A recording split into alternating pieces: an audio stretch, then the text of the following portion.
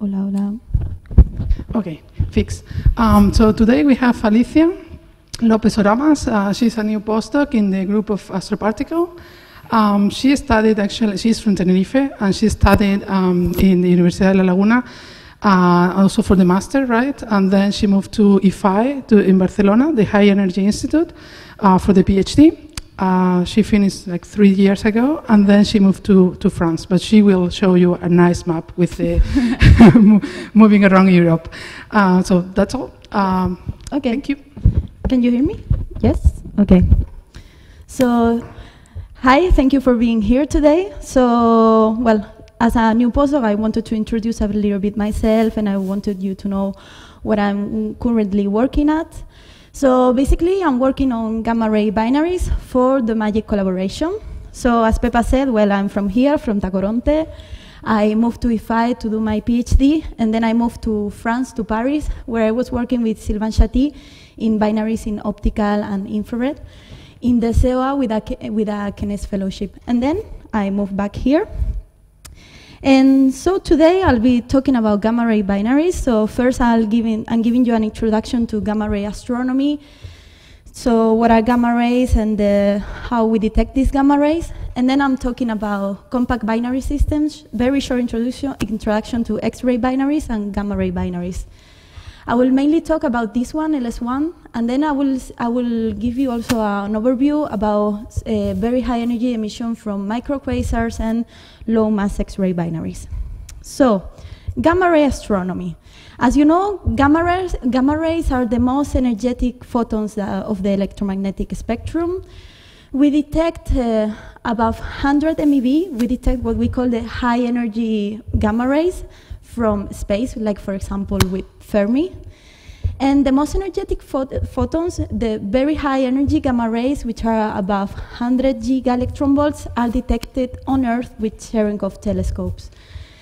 Why do we observe gamma rays? Where they are photons, so they are not deflected by magnetic fields, like for example cosmic rays. And gamma rays can give us information about cosmic ray origins, and of course they also give us information about the sources of origin, the intergalactic medium, etc. So how are they created? By non-thermal processes. So we have leptonic and hadronic scenario. I think all of you knows all of these processes. So we can have gamma rays produced by Brennstrahlung when we have which is the gamma ray that is produced when an electron is deflected by a proton or a nucleus. Another process is inverse Compton, which is a photon that is upscattered by a relativistic electron.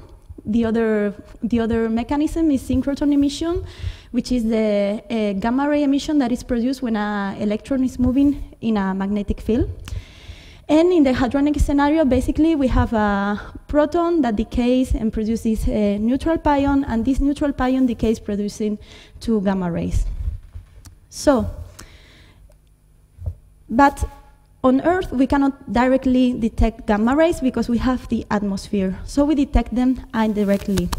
When the primary gamma ray enters in the atmosphere, it interacts with the nucleus in the atmosphere, and it produces this electron-positron pair that via Brennstrahlung produce another gammas, another photons of lower energy. And the process gets repeated, and we get this electromagnetic cascade of only electrons, positrons, and photons. However, gamma rays are not the only one that produce cascades in the atmosphere. For example, if we have a cosmic ray like a proton, it also creates a cascade, but this one is a bit more messy, let's say. We have much more particles. You see here we have pions, we have even neutrinos, etc. These cascades are a bit different. You see, this is only, as I said, electrons, positrons. These are more things. These cascades are broader. These are a bit more thinner, let's say. And why I am talking about cosmic rays? Because for each gamma event, we have around 1,000 cosmic ray events. So cosmic rays, for us, is our background.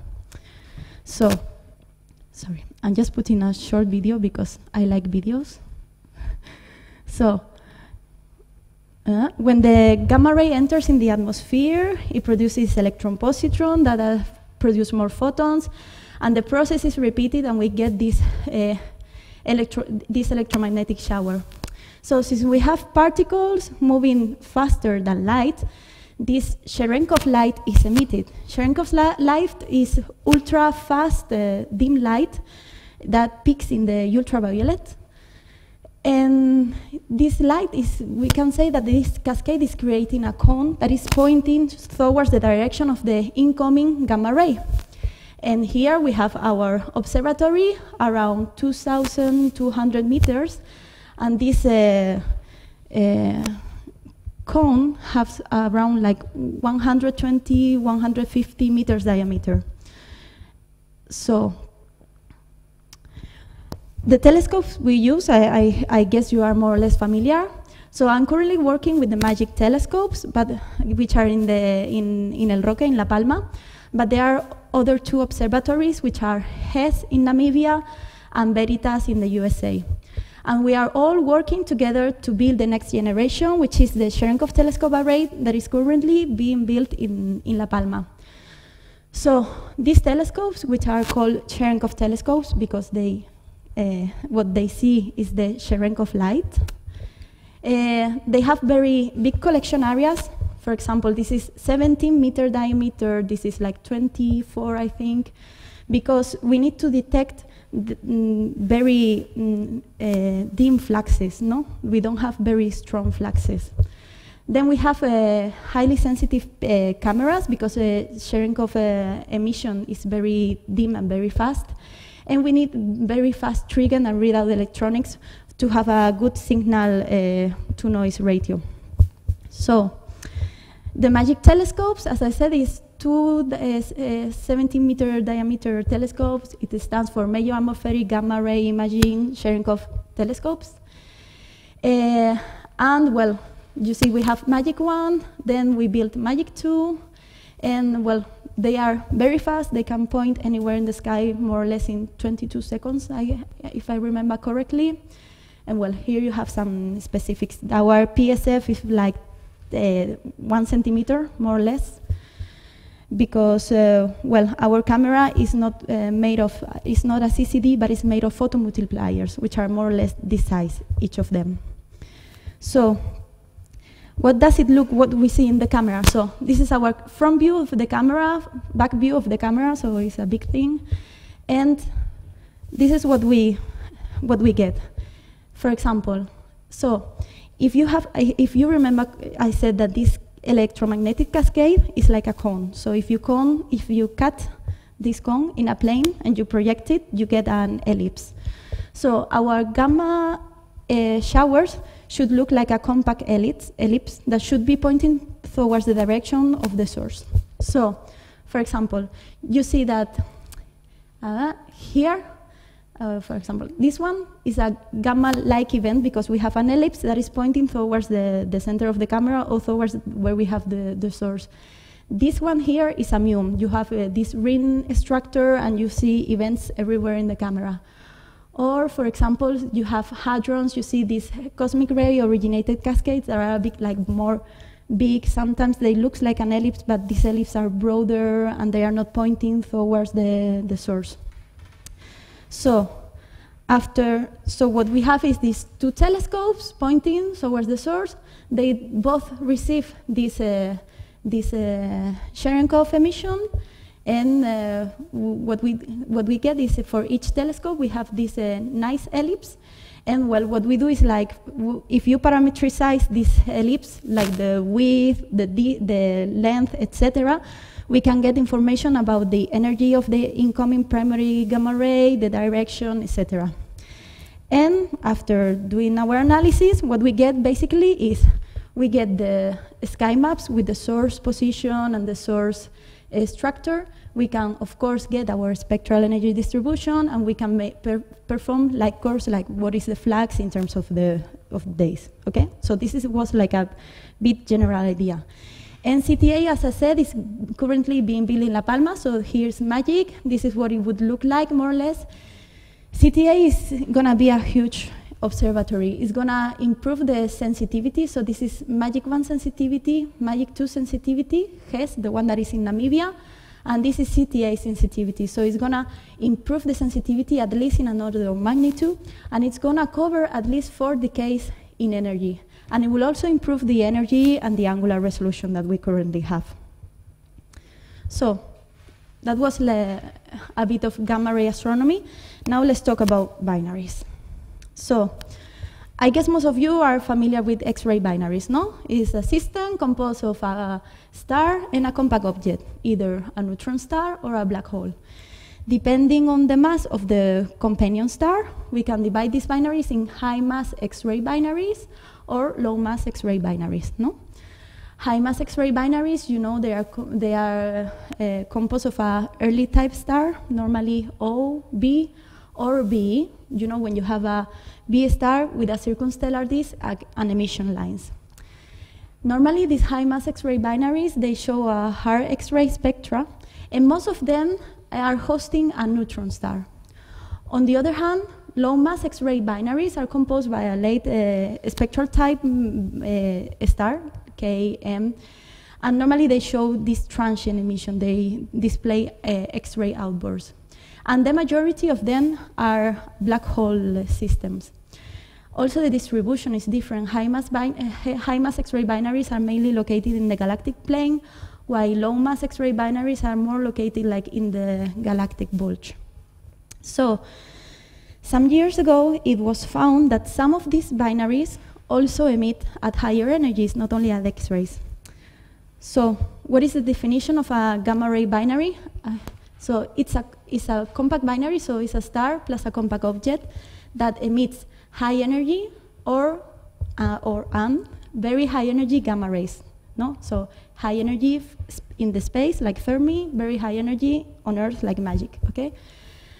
And something that is very important also is that the peak of the non-thermal emission should be located in the gamma ray domain. For example, here you have this binary, PSR B1259, that was the first gamma ray binary to be detected. This is the flux, this is the energy, and you see here that the peak of the emission is located in the gamma ray domain. With this definition, we only have 5 gamma ray binaries. They all share similar characteristics. They all have a massive companion star. They have similar variability, similar general behavior, let's say. They display non-thermal radio emission, and the X-ray emission is quite moderate, rather, or even low. So maybe you remember all of this from the Día de Nuestra Ciencia. So here is the name of the 5 systems that we have detected. With MAGIC, we have detected only these 2 because they are in the northern hemisphere. The other ones are in the south. So you see, all of them are composed by a B star. So you remember this star with the circumstellar disk, or O. We only know the compact object in one of them, which is this PSR binary, which is a 48 millisecond pulsar. And then if we look closely, we don't see much more similarities, no? The orbital periods are very different, the eccentricities, the inclination of the orbit. The high energy emission normally is located around periastron, but very high energy emission is located almost anywhere, in the periastron, in the apastron, in the inferior conjunction. So for us, it's nice to study the binaries that we already know, to try to understand their behavior and to try to understand why only 5 of them. And what we also try to do is to search for more of these binaries, no? So mainly we have two scenarios to explain the very high energy emission. The pulsar wind scenario, where we have a highly magnetized pulsar that is orbiting the star. And here we have the pulsar wind and the stellar wind that they, let's say, collide, and in this shock, particles are accelerated, normally by inverse Compton. On the other scenario, the microquasar scenario, we have the star that is whose mass is being accreted into the compact object. There is an accretion disk, and normally there are jets. However, we do not see pulsations, and we do not see jets in the systems. So for the moment, it's quite difficult to unveil the nature of these objects. So However, I have to say that, okay, out of 5 binaries, we only know the compact object in one of them, that is a pulsar. And since all of them more or less show similar gamma ray emission and so, let's say that the most accepted scenario is this one, the pulsar winner scenario. But let's see. So, okay. So, few questions I want you to have in your mind. So, what's the compact object in these binaries? The other one, why are they only 5, so few? Out of, I mean, I don't know, there are like 300 X-ray binaries and only 5 gamma-ray binaries. And a question, do low-mass binary systems also emit? Because if you remember, all of them have massive stars. Microquasars, if we are assuming they are all pulsar binaries. So let's keep in mind these questions. And now let's talk about about the gamma-ray binaries that we know. So, the first of them is LS1 plus ST1 303. This system is composed by a B star, so you see here, this is the star, the circumstellar disk, and the compact object that we don't know its nature. It's orbiting the system every 27 days. This binary has been detected from radio up to very high energies. So, every orbit we see radio emission in this area, like before and after the apastron. X-rays, also more or less in this area, a bit before the apastron and in the apastron. High energy emission, high energy gamma rays with Fermi are observed just after the periastron. And in very high energies, we see periodical emission in the apastron, and sometimes we see emission also after the apastron, and once we saw emission in the superior conjunction. Something also very interesting about this source is that it shows some superorbital variability. What does it mean? In radio, if you remember, here's where they see this peak every orbit. They see radio emission in this area. So they see that this peak every 4.5 years, so every 1,667 days, is very high, and sometimes it's very low. Sometimes the emission is very high, 2 years later it's very low.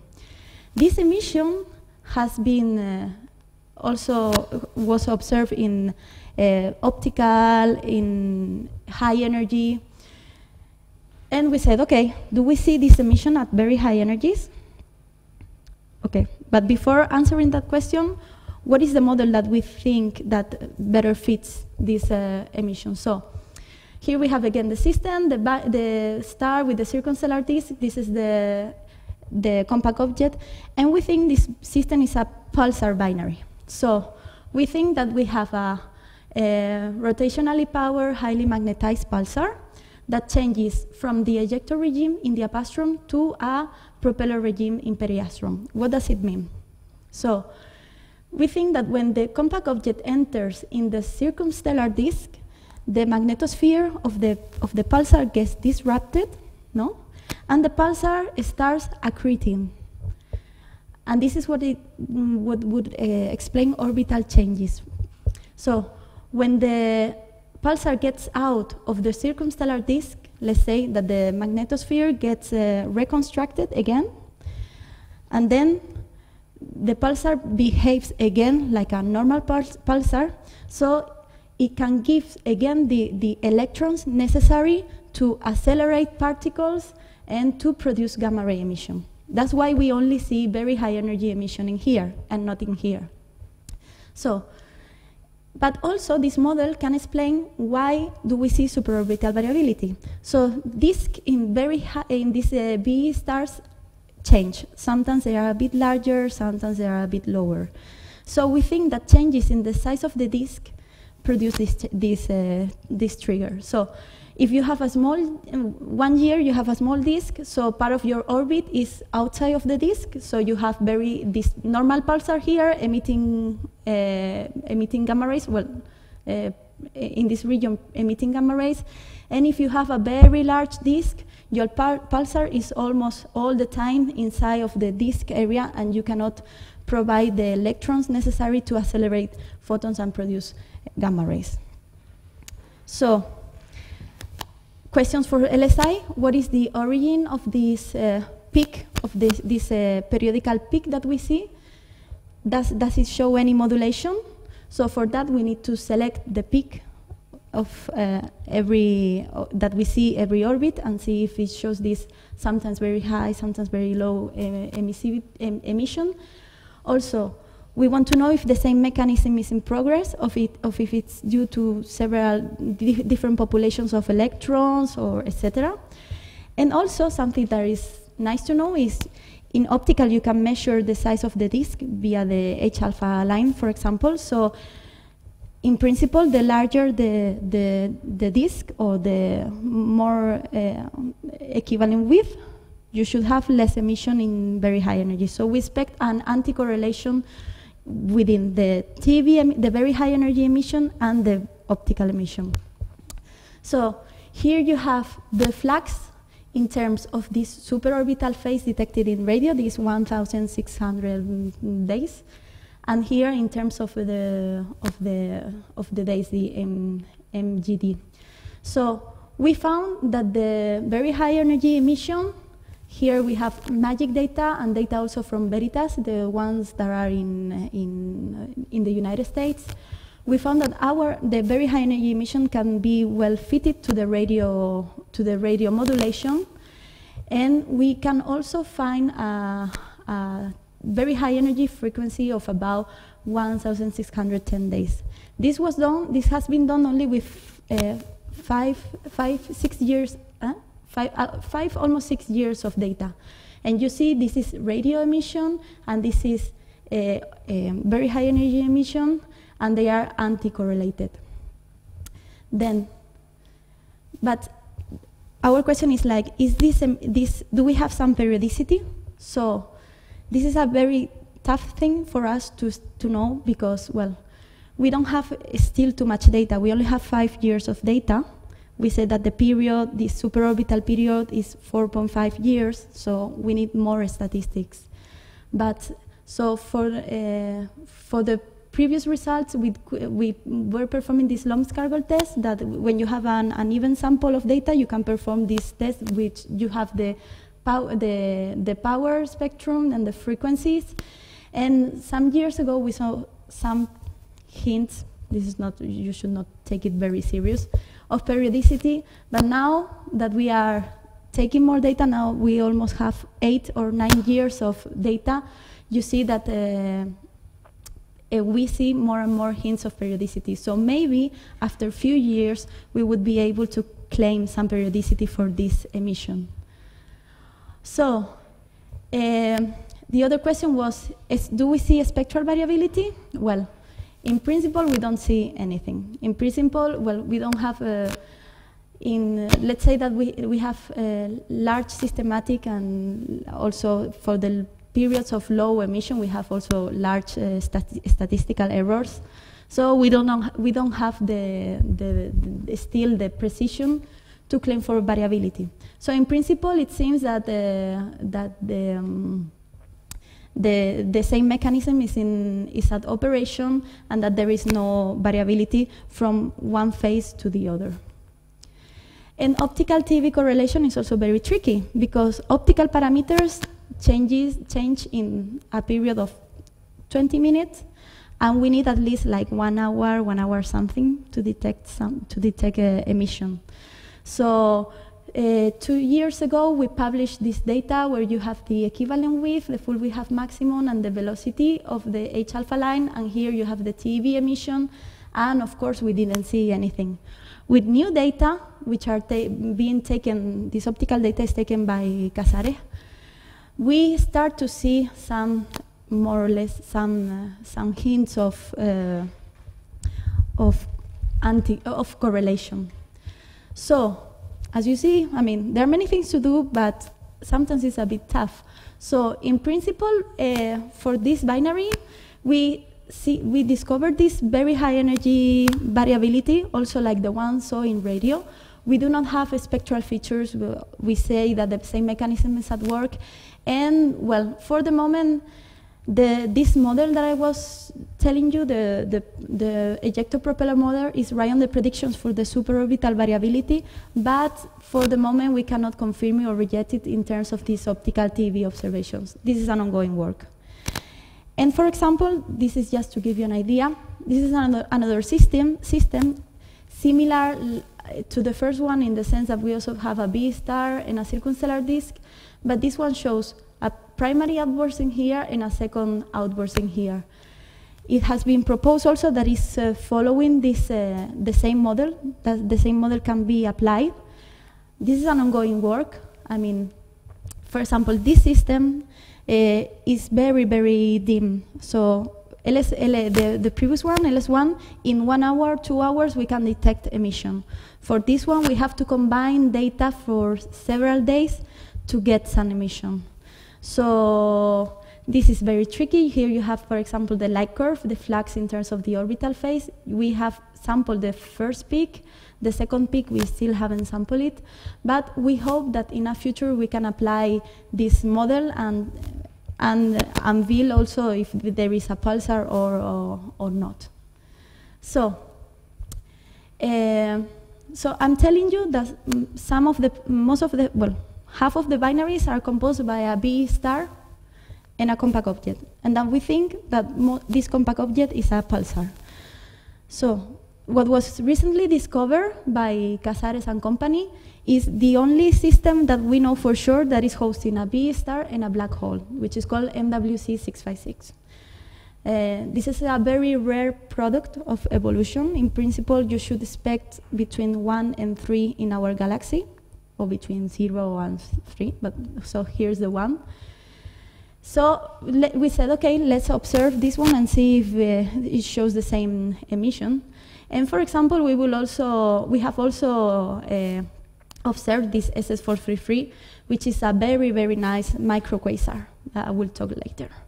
So NW6, so it was first detected by Agile. So we knew that there was a star there. Agile was pointing there, and they saw emission at MeV range. Then everyone started observing there, and at some point, optical people said, this is not only a star, it's a binary. And then Casares said, well, this is a B star with a black hole. So we performed observations, let's say, when we could. So the Agile detection happened in this part of the orbit, and as because of constraints, you know, like bad weather or because there was moon. If there is a strong moon, like a full moon, we cannot observe because our cameras can get hurt, let's say. So we perform observations also together with Stella and XMM Newton, but we did not detect the source. We set upper limits, and I have to say that also Fermi has not detected the source. This is the point by Agile. This is X-ray emission, which is there, but it's rather low. And there is no radio emission. So what's going on in this system? Well, this is a plot where you have the radio versus X-ray luminosity. And this is the low mass X-ray binary correlation. And this is where MWC656 stands. So we think that it shows a very low X-ray emission, so at the moment while we were observing, the source was in quiescence. That's why we did not detect it. And in principle, this system would not show per system very high energy emission. If it shows some, it would be in flares. For us, currently, it's a bit difficult to detect sources like this in flaring states, so maybe this would be a good target for CTA. So, on the other case, we have SS433, that was the one with the video below. This system is very interesting. So we have an A spectral type star. We have a black hole, well, maybe 90% sure that it's a black hole, they say. We have an accretion disk and two hadronic collimated persistent jets that show a some precession. So this is orbiting every 13 days, and this is shows precession 162 days. Also, this system is like embedded in a dusty region. So in principle, if there is very high energy emission, it should be absorbed in a 80% of the orbit, along 80% of the orbit. So we were targeting the observations to happen in these precessional phases, where we think that if there is some very high energy emission, we will be able to see it because it gets through this disk. Apart from this system, which is here, is inside the W50 nebula. And so we have the system here. We have these two jets that interact with the nebula. So we know that there is X-ray emission, there is non-thermal radio emission. Here, this map is an X-ray with the radio contours. So this was a perfect target for us, no? We have the central binary. We know they have these jets. We know that there is emission in these interaction regions. We know that the precessional, the orbital periods have been constant over the case. Is the only supercritical accretor that we have in our galaxy. So okay, let's go for it. We perform observations together with HESS, the telescope in Namibia, and we did not detect anything. So for the central system, we observed like 20 hours. For the interaction regions, the eastern and the western ones, we have like 70 hours of data. And we did not detect any steady emission. So this is our upper limits. Together with this is the high energy emission from this source. This I forgot to say. The source was detected like 2 years ago at high energy gamma rays. So it's like, okay, if there is high energy emission, maybe we have very high energy emission. But we didn't see anything. And I think that for the first time, we combined the upper limits from HESS and MAGIC to try to lower this thing. And this value here is the flux predicted by Reynoso that we should detect, but you see that we cannot really confirm it or not. So the thing is that, in principle, we do not see any steady emission from this binary. Upper limits are compatible with the Fermi emission and also still compatible with the model by Reynoso. So if the scenario to explain for the very high energy emission is hadronic, we have constrained the particle acceleration, because this depends on so a fraction of the jet kinetic energy is transferred to the particles, and we think that is not sufficiently sufficiently strong. Also, there is some neutrino emissions by IceCube, and their upper limits are in agreement with ours. And if we have an electronic scenario, we think that the electrons lose most of their energy due to synchrotron emission, and that's why we do not see any emission neither at the binary or at the interaction regions. And just to show you another microquasar which is interesting in Cygnus X1, you have a O star with a black hole, and you have a one-sided jet, and this jet is interacting with this radio optical nebula. So, and last year they detected with Fermi high energy emission. So yeah, let's have a look again with MAGIC. They detected emission in the high state, and they do not detect emission in the soft state. And with MAGIC, we said, okay, let's have a look at this source, and we didn't detect it neither. We have 100 hours of observations of this source, and 100 hours in total, but most of them are hard state, and there is no emission. However, these constraints are for the steady emission. This doesn't mean that there is no very high energy emission when flaring, but as I said before, for us it's very tricky to detect these flares, so maybe CTA could be a very good observatory to have a look at this. So finally, low mass X-ray binaries. Low mass X-ray binaries are microquasars basically. No, we have the star that is being accreted. We have this accretion disk jets. So let's say that the scenario would be like the ones in SS433 and Cygnus X1, more or less. And not to get you tired, well, we observed some low mass X-ray binaries like Scorpius X1 and Cygnus X3, and we have not been successful in detecting emission from them. Because we think that if there is very high energy emission, that very high energy emission is coming from the innermost part of the jet, we think that it might happen that is absorbed.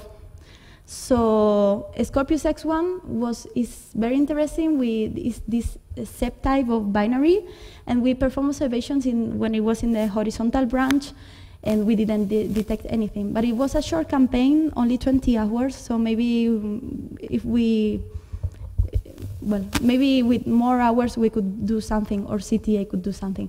And Cygnus X3 is this Wolf-Rayet star with a compact object. There is high energy emission from the source, but again, we didn't detect anything. You see here the soft state, this is 31 hours, this is almost 30 hours in hard state, and we didn't see anything.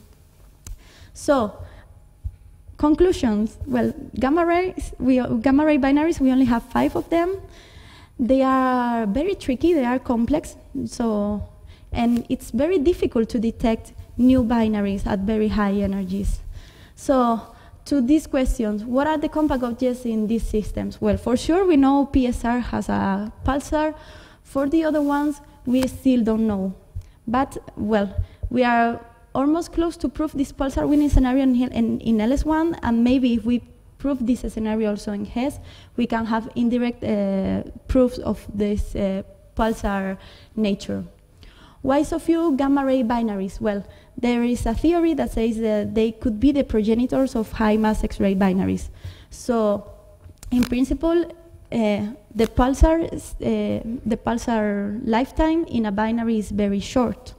So, at some point, this pulsar will decay and they will create the X-ray source. This would explain why we have so many X-ray binaries, like 300.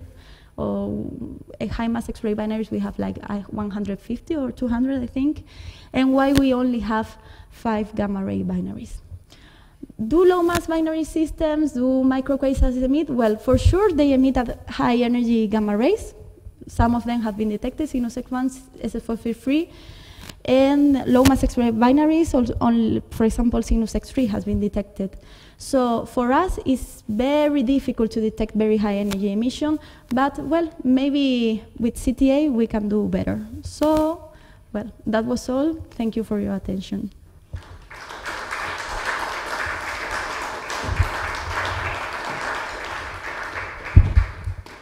Thank you very much for the nice talk. Question, comments for Alicia? Okay, then I will start. Okay. For the object that have been detected by Fermi in high energies and by MAGIC, maybe I miss it. How is the correlation? I mean, because you say that in LSI, first you get the emission at low energies and then the emission at high energies. Yeah. Is there a delay? Is this delay the same in the different sources, or? Well, in principle, for example, for LSI, we think there are 2 populations of electrons that one accelerates the high energy, one produces the high energy emission and the other one produces the very high energy emission. Yeah. That's why also you see this high energy emission in the, it's very far away. That's why you see it in the periastron, why you see the high energy emission here and what you see the other one here. For the other ones, for example, for SS433, they are not sure. Well, they say that it's coming from the central system, but the error is quite large also, I think. Because then for even for CTA, for the sources that you will not detect in quiescence, you really need to target the flare, or yeah. I mean what is the trigger, in the sense that if they are really 2 populations, then you cannot trust the information from Fermi, which is all sky monitoring. Yeah. And you cannot monitor every day these objects. So for example, I think we should distinguish. So for example, for LS1 and I would say when you have binaries which are B or O stars, which should be LS1-like, let's say, this should show orbital variability. So, and I think there the strategy is different, like if you have a microquasar, for example. You know what I mean? Because in microquasars, I mean, if you have something like Cygnus X1 or SF433 that you know for sure they are microquasars, or if you have a source that you don't know the nature, but maybe you expect to have a microquasar, you should detect like these flares, you know? I don't know if I explained We can myself. discuss You know, later. yeah. So, any other questions, comments? So, my last one, yeah. Two questions, but very naive because this is very far it's away fine. from. The first one is about the spatial resolution of magic observations. How can you be sure that you are pointing to your target, because the resolution is not good, right? Well, I don't remember the numbers for the. Wait. Yeah. Well, let's say that. Well, I mean, the PSF is like 10 centimeters, but we can't really. But 10 centimeters. What is the? I mean, what is your resolution on the sky? The energy resolution, I don't remember. Do you know? Angular resolution. Sorry. 0.1. Yeah. I mean, 0.1. in that This sense, is huge in the sky. Yeah, no, but the pointing is we can. Yeah, I mean, we also have an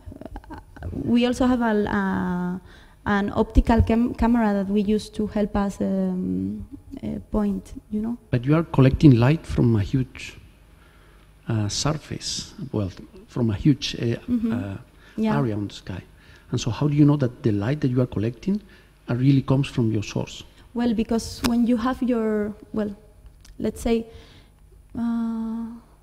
so we know where we are pointing, let's say, that's for sure. I mean, even if our angular resolution may be larger than in other telescopes, we know where we are pointing. And we plan our observations in a way that we say, okay, our source is here in the camera, or is here, or... So somehow you are assuming that it's the only source in your pointing. Well, in some cases, you know that there are other sources. But the thing is that, for example, if your source is here, you should have a shower that is pointing towards your source. If you have showers that are not pointing towards your source, you take them away because they might be coming from other... Okay, probably I will ask you later. Yeah, okay. And can I make a second? It's easy to understand why this association between a B star and a microquasar are so rare. You say that there are 3 cases, we know one. Yeah, well... So why? Well, I'm not an expert in that field. The thing is that when you have a B star in a black hole, this black hole was previously also a massive star, and that at some point it should have evolved. There was a supernova, and let's say that the system should have survived this quick. So in principle, when you do these synthesis population studies, you get that out of for every 60 pulsar binaries, you should get 1 black hole binary. And in principle, they found this one. Now they are saying that the evolution of these black hole B stars is a bit different than normal neutron B stars. That in principle, okay, so maybe I have, so in principle when you have a, sorry, 1 second. Okay. So in principle when you have a high mass X-ray binary, let's say, so you have your system, and then afterwards is when it goes through this common envelope phase and create these 2 neutron stars. In the case of a B black hole binary, you have this common envelope phase before, then you have this supernova, and then it creates this system. Also, it may happen that if you had a very, very large, so to have a black hole, you need to have previously a very large binary. a very large massive star. This massive star can also not produce a supernova and then create the black hole. It can also happen that this very massive star creates a collapse and creates what they call a black hole in the dark. So directly it kind of collapses and produces a black hole. There is no supernova explosion. So this is what it can be happening. But I think now, since they discovered this system, they are like reconsidering stellar evolution theories because it didn't fit very well. Yeah. You put back the slide where you were showing the distribution of the different binaries in the galactic plane? Yeah.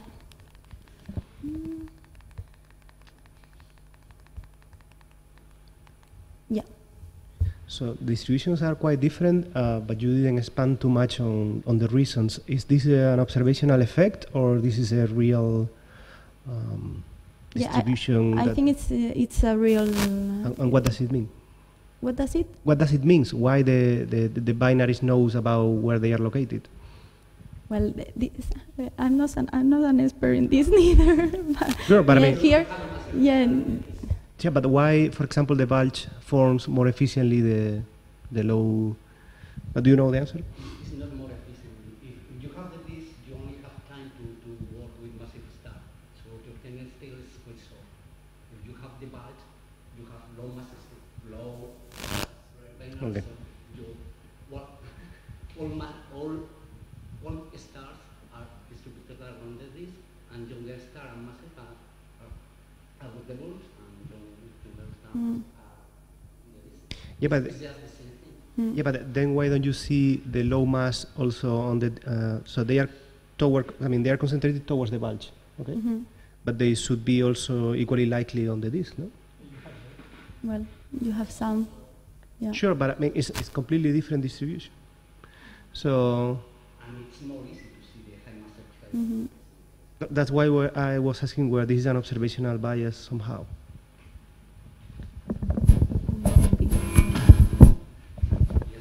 Let's use the mic because otherwise the streaming people. Sorry.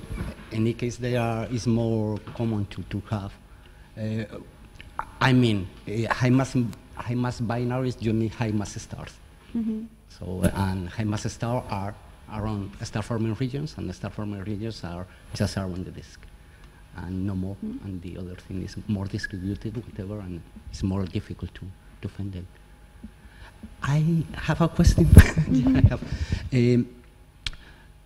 One of the things you have to constrain the different scenarios is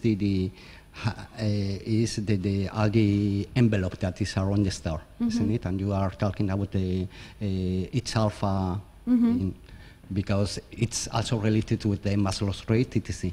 Yeah. Have you tested? I don't know if it is possible, but to try to characterize the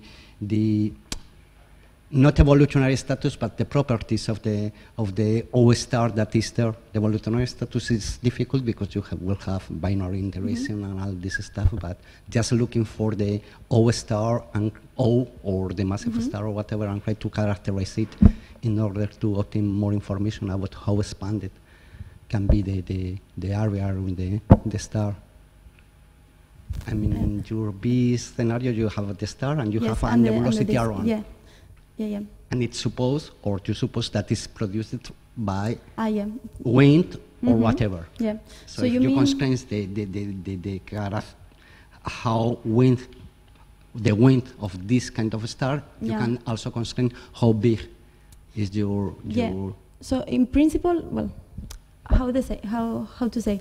So in principle, this optical part is done by Casares, no? So we said, okay, you provide us the fluxes you get or the values you get, and we work on this part. And we said, okay, maybe you can apart you can do your research. So maybe he is doing that for his own thing, but in principle for our, we are not. Yes. Anybody else? No questions? Okay, so thank you very much, Alicia. It was a very nice talk.